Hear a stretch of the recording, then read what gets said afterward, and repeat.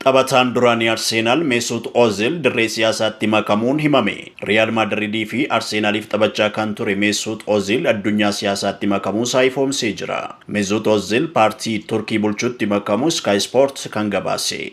Ga'eessi umurii waggaa 36 Ozil hariiroo cimaa pirezidaantii Turkii Recep Tayyip Erdogan waliin qabuun qeeqamaa tureera. Sababa kanaan bara faranjoota 2018 garee kubbaa miilaa biyyaalessaa Jeerman keessaa baasuun kan yaadatamudha.